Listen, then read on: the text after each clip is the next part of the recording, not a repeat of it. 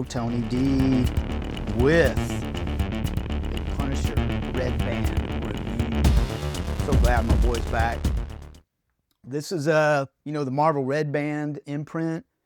It's really unfiltered violence and a lot of psychological grit. And this issue delivers on both fronts. You have Benjamin Percy doing the writing, Julius Ohta reintroduced Frank Castle with a visceral, cold open that's as disorienting and electrifying as the Punisher should be. So Frank wakes up on a burning boat, and there you go, dripping with something that happened with chaos. This is really a jarring reset that it immediately sets this series apart. And we'll get to more of that. Oh, it's very cinematic. The violence is immediate, and Frank's amnesia just adds psychological tension, and the lack of dialogue, it amplifies the horror even more, with what's going on. And the whole thing, what I really noticed is he's self-aware. He doesn't remember his name, but he recognizes his capacity for violence. And then you're introduced with more urgency with the sirens coming. So it's at the very beginning, this thing just goes. He wakes up. Can you imagine that? Just waking up, blood everywhere, just dripping off your head. That's such a great shot. You don't know your name. You don't know what's going on. And I mean, it's a roaring fire. That's great artwork. Yeah, this Red Band stuff, it's pretty brutal. Yeah, they even describe it like just yanking your hand away from a hot stove, like what he does. He kicks into action, and it's quick. There's not a whole lot of deep stuff here, but that's the Punisher, right? There's been some psychological rides with him, but this one, it's like, hey, I'm back and this is what I do. And also the amnesia sets up future narration where it's just wide open, right? He doesn't know how he got that way. It's a perfect way to reinsert him into the universe here. And I hated him being gone. I did. Love the cinematic paneling where there's alternating. It's good stuff. A lot of motion.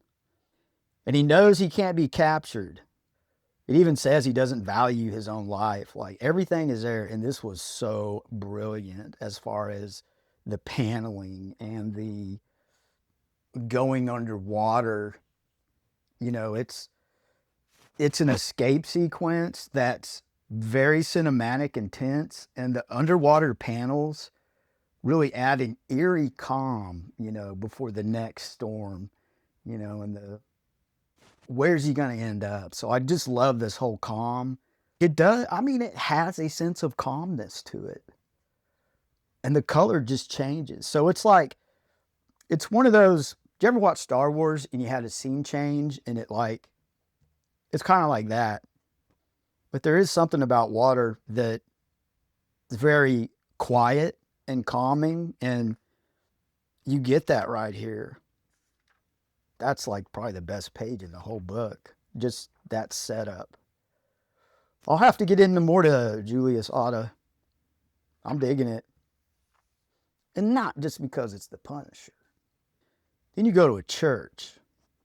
And yeah, this is the whole paneling with doing the cross with the hands. I mean, see what I mean? It's like Julius is nailing it.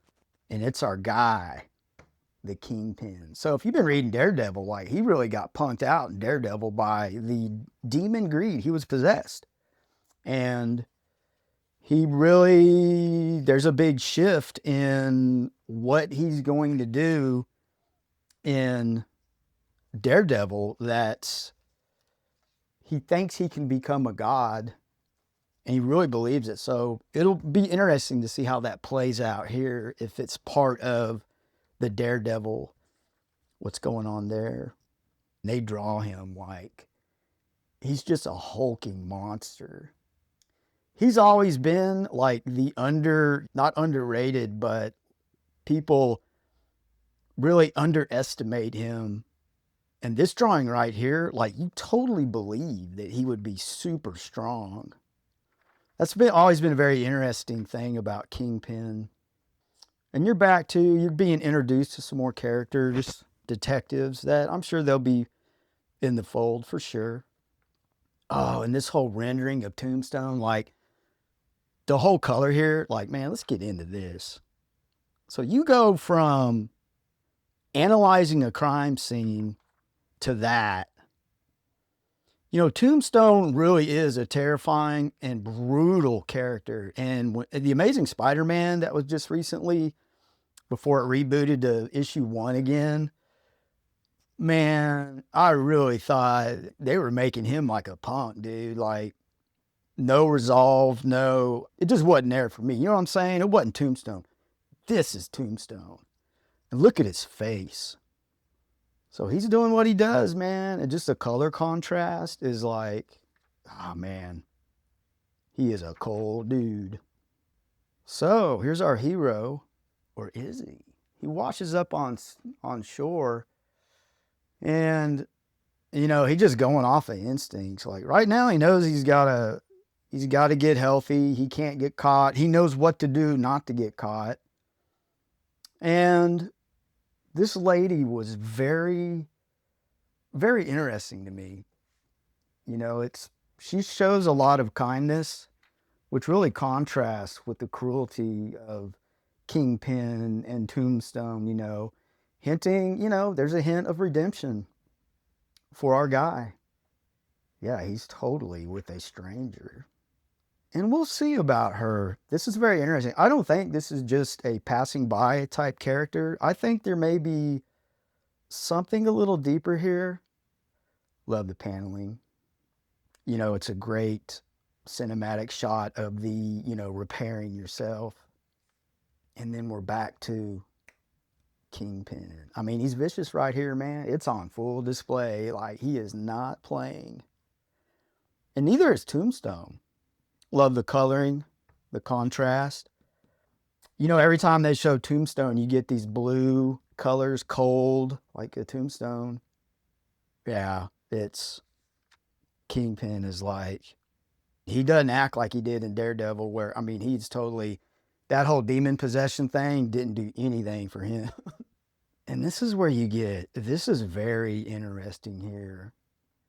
And you know, Kingpin has returned to his roots. He's just brutal, methodical, and remorseless. The violence is really intimate and it's deliberate. There's no apologies here. But it's a red band, so that's what you're going to get. This is what's really interesting is activate Punisher. So he has been somehow inserted with a device that can control him. Now, how that control happens, I don't know. And we don't know. We'll figure it out. But what a great reintroduction. I totally love the Punisher. You know, it's a searing, unforgettable return for Frank Castle. He's reclaiming his place as Marvel's most terrifying anti-hero. And this book really leans into horror, mafia noir, and it's a psychological thriller. It really is. You know, with boundary-pushing gore and a fresh narrative hook that we just saw, you know, this issue really is raw and unrelenting. So if you're in the Punisher, man, this is a great jumping on point. There for a while, I wasn't digging what they were doing with the whole him with the hand. I was telling the guys at the shop, like, man, I don't want the Punisher working with a group. That's what's cool about this. They're bringing him back to the mafia type setting, which I think is cool. So there you have it, Punisher.